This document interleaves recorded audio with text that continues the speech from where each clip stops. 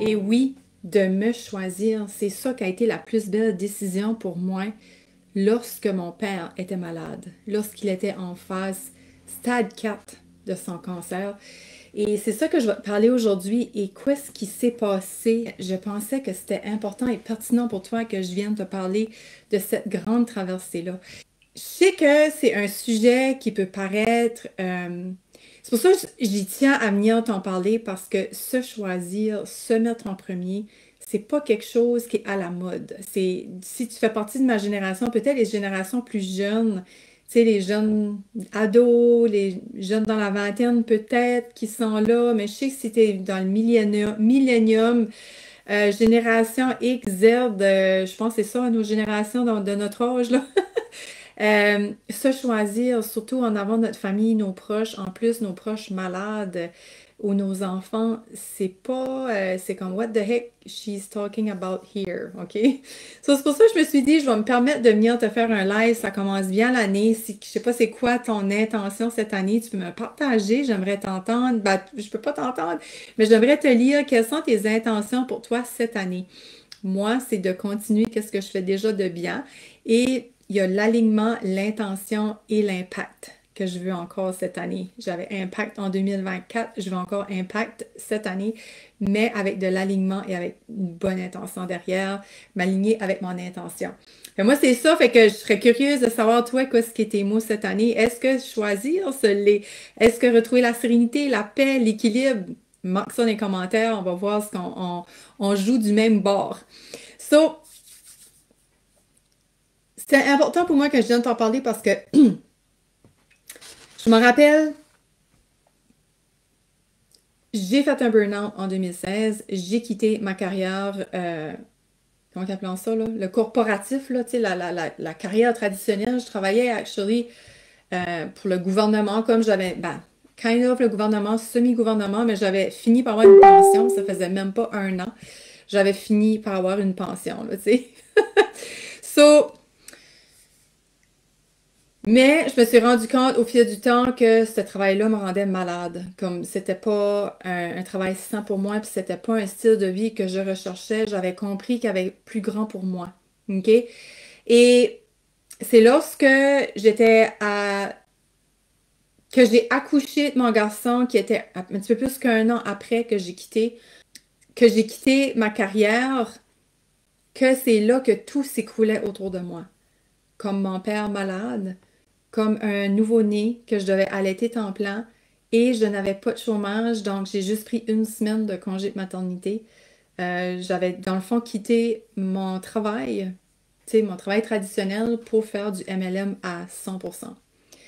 So, ça pour moi, là, ça a été trois événements très stressants pour moi. Tu sais, puis peut-être pour toi, t'es comme, what the heck, c'est stressant là-dedans. Mais moi, c'était vraiment stressant. Ma mère est morte euh,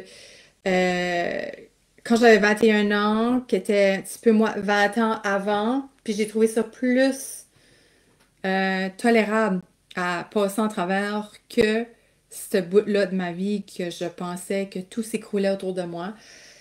Et ça faisait, dans ce temps-là, ça faisait comme 2, 3 ans que je travaillais sur moi. OK? Je faisais du développement personnel. J'avais comme compris comme, que ça, c'était une passion pour moi, de travailler sur moi, sur mon, tu sais, du deep inner work. Puis, une chance, parce que, puis mon bien-être, mon mieux-être, puis tout ça, OK? Puis, une chance. Puis, je veux dire, moi, le mieux-être, pour moi, ça fait partie. J'ai eu comme une prise de conscience à peu près en 8e année. Je sais pas quel âge j'avais, non, je pense que j'étais plus jeune. Quand c'est que mon grand-père s'est fait enlever l'estomac.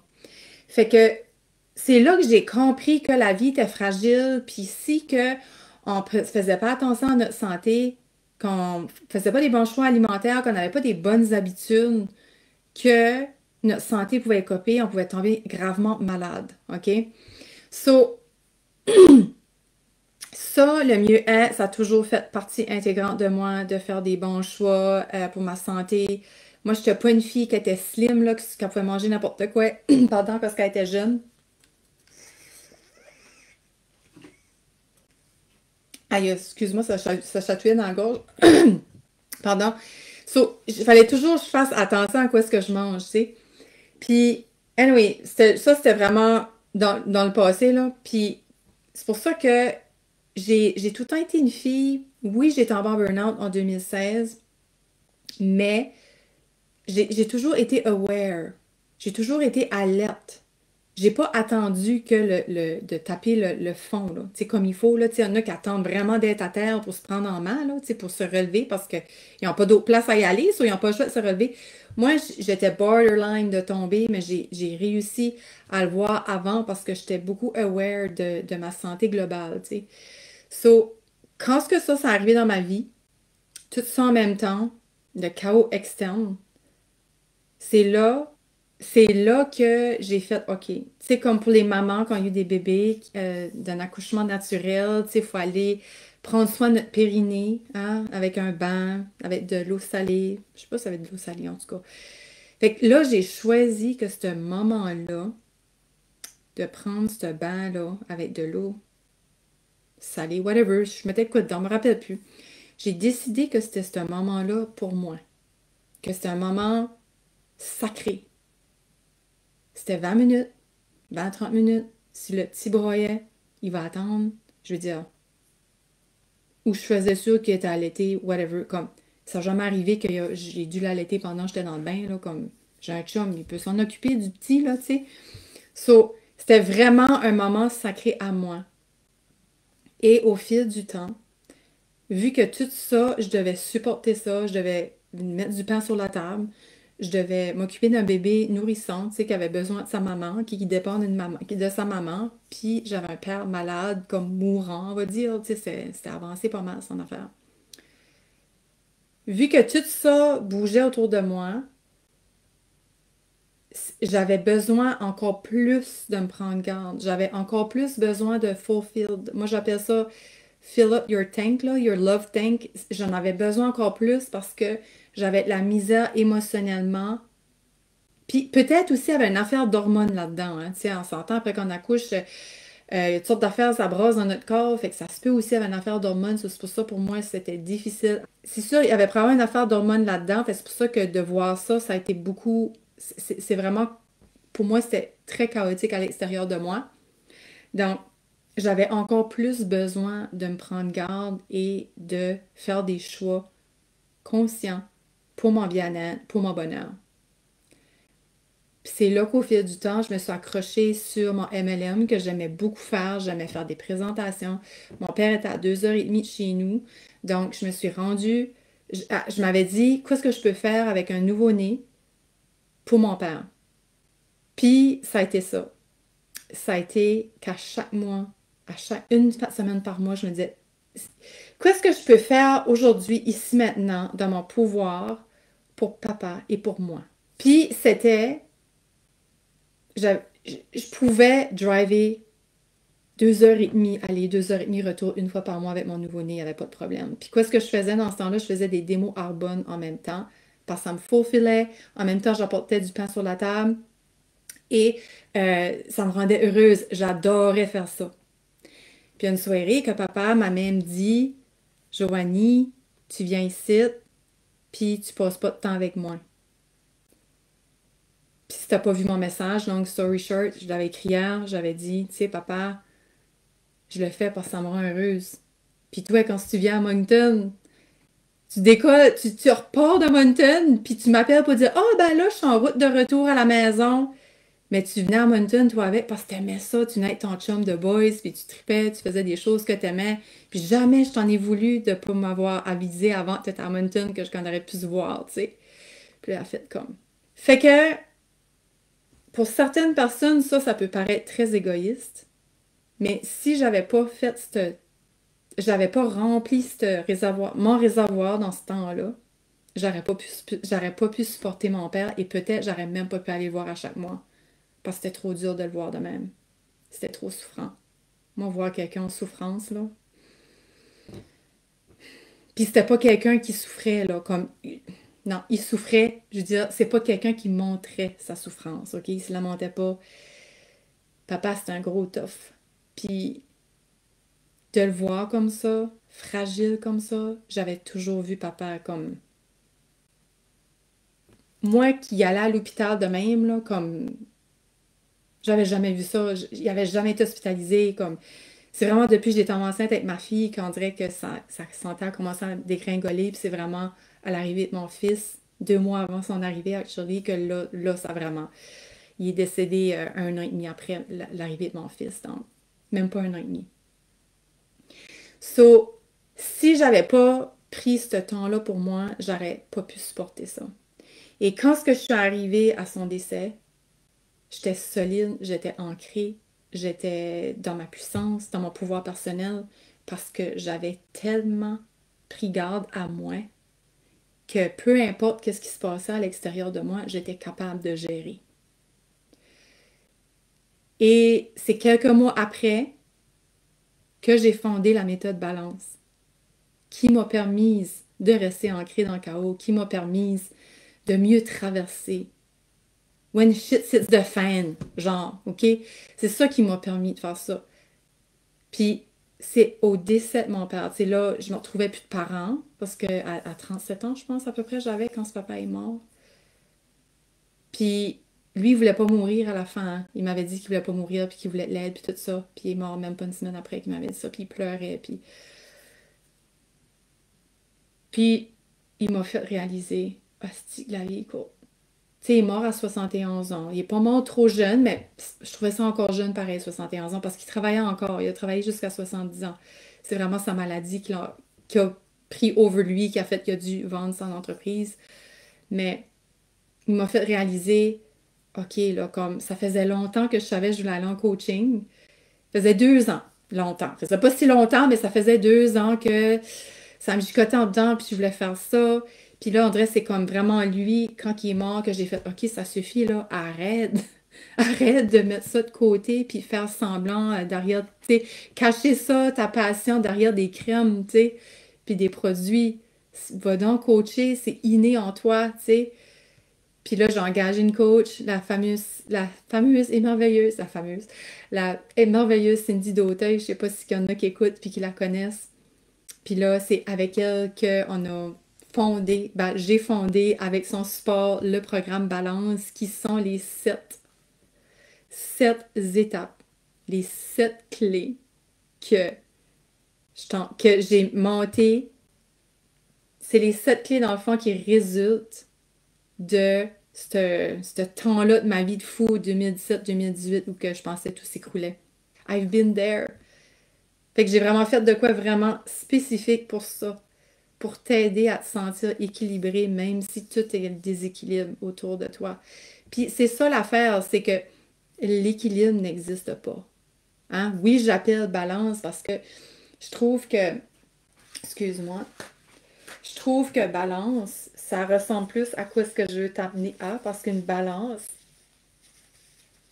j'aime beaucoup l'analogie de la balance, parce que la balance, si mettons qu'à un moment dans ta vie que faut que tu mettes beaucoup de temps, plus ici, excuse, que faut que tu mettes beaucoup de temps maintenant à ton travail, tu travailles plus fort, tu as des projets à remettre, des rapports, tu sais, un peu comme, mettons, on va dire à l'université, on a tout été là, on a des rapports en fin d'année, ben, notre famille écope, nos amis écopent, le sport écope, tout écope, OK? Ben, on a besoin de mettre de côté certaines choses pour pouvoir que ça y arriver.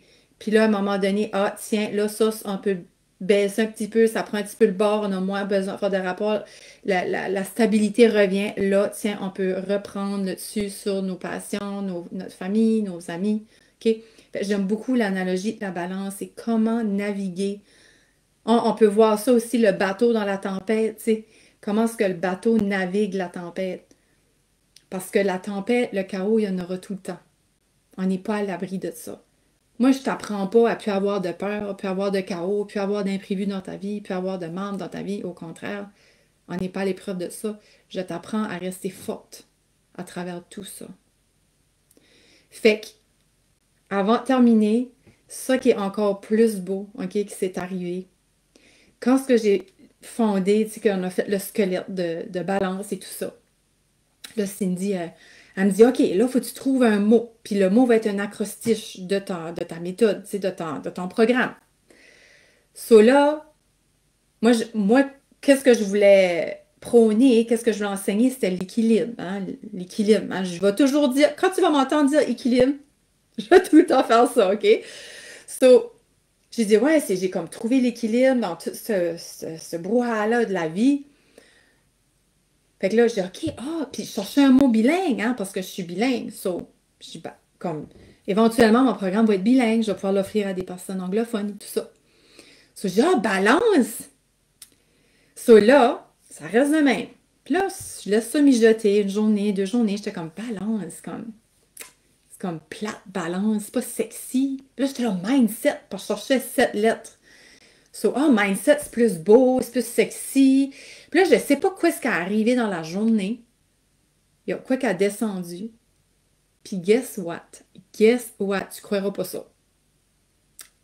J'ai réalisé que mes 2 parents sont balance. Leur signe astrologique est balance. Puis là, ça fait comme, oh my God. Comme je peux pas, non. Je peux pas laisser ça faire. C'est comme, c'est évident que c'est ça que ça va s'appeler parce que c'est comme si c'est une legacy ou je pense, je dirais ça, c'est comme si je le fais en leur honneur parce que dans le fond, c'est comment traverser des grosses peines, des grosses souffrances, des grandes douleurs, tout en restant balancé, kind of, balancé. C'est parce que des fois, on file que il y a j'avais fait comme un genre de e-book, là. Si jamais l'e-book t'intéresse, j'en parle plus trop, mais si jamais tu veux le voir, je peux te l'envoyer par courriel. Juste dis-moi là ici dans les commentaires, ça me fait plaisir de t'envoyer l'e-book. Mais je donnais l'exemple, par exemple, d'une table à 3 pattes. Elle tient pas bien la table à 3 pattes. Mais à un moment donné, tu réussis à trouver un ballon, même si oui, la table a 3 pattes. C'est comment rester balancé malgré ta table a juste 3 pattes. Tu sais, comme un petit chien, moi j'ai vu quelques chiens qui se promènent avec 3 pattes. Tu sais, et qui ont réussi à retrouver leur balance à travers, même si ils ont juste 3 pattes, tu sais. Fait que, fait que c'était vraiment ça, mon histoire en arrière de balance que je tenais à te partager. Et si jamais que tu veux rentrer dans mon univers juste pour voir qu'est-ce que ça ressemble, mon accompagnement, qu'est-ce que ça ressemble de m'avoir près de toi quotidiennement, tu peux te joindre à mon dojo, c'est gratuit. Puis tu as une capsule vidéo de max 5 minutes dans tes courriels pour t'aider à retrouver la paix, la sérénité. Là-dedans, je t'offre un travail intérieur, je t'offre un soin énergétique, je t'offre une méditation, je t'offre des rituels d'ancrage. Je t'offre toutes sortes d'affaires pour partir l'année du bon pied. So, si jamais que ça t'intéresse et si tu sais déjà que tu veux mon accompagnement pour aller plus loin, je démarre c'est pas ma première cohorte balance, en réalité, c'est ma 5e cohorte, mais c'est juste, je la fais d'une façon différente parce que je sais t'occuper, je sais que la vie va vite, je sais que toutes sortes d'affaires qui vont on, puis ça se peut te choisir, prendre soin de toi-même, ça fait pas partie de tes habitudes. Ça, je vais le présenter d'une façon vraiment plus adaptée à ton quotidien qui peut sembler busy. Surtout si tu commences à faire ce travail-là, puis que tu as vraiment le goût de faire ce travail-là. Il y a une couple de femmes qui se joint à nous lundi, le 20 janvier. Fait que une couple de femmes, c'est vraiment un petit groupe intime, pas trop de femmes parce que je veux donner le meilleur de moi-même pour chacune d'entre elles. Fait que si jamais c'est une transformation que tu veux vivre, rester ancré dans le chaos, viens me voir, puis ça me fait plaisir. Je vais te partager. On va voir si c'est un fit pour toi avant, puis je vais te partager ce programme-là si c'est quelque chose qui t'intéresserait.